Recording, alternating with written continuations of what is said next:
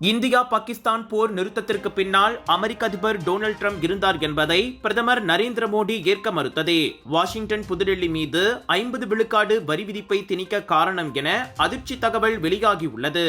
June மாதத்தில் Trump மோடியை தொலைபேசியில் அழைத்து இந்தியா பாகிஸ்தான் இடையிலான ராணுவ விரோதங்களை நிறுத்தியதற்காக தாம் பாராட்டப்பட வேண்டும் என சூசகமாக குறிப்பிட்டாராம். இஸ்லாமாபாத் தம்மை அமைதிக்கான நோபல் பரிசுக்கு பரிந்துரைக்கப் போகிறது என்பதையும் குறிப்பிட்ட ட்ரம்ப் புதுடெல்லியும் தம்மை ஆதரிக்க வேண்டும் என கேட்டாராம். ஆனால் அதற்கு மோடி ஒப்புக்கொள்ளவில்லை.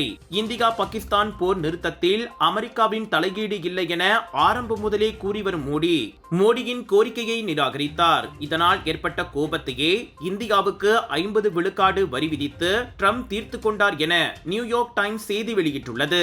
நெருங்கிய பங்காளி என மோடியை அழைத்து ராஜ உபசரிப்பு வழங்கி வந்த ட்ரம்ப் திடீரென அவரையும் இந்தியாவையும் பகைவராக பார்ப்பதற்கான காரணத்தை இந்த அதிர்ச்சி செய்தி வெளிச்சம் போட்டு காட்டியுள்ளது. இந்தியா பாகிஸ்தான் போர் உட்பட இதுவரை 7 போர்களை தான் நிறுத்தியுள்ளதாக மார்த்தட்டும் ட்ரம்ப் அமைதிக்கான நோபல் பரிசு இவ்வாண்டு தமக்கே வழங்கப்பட வேண்டும் என வெளிப்படையாகவே கூறி வருகிறார்.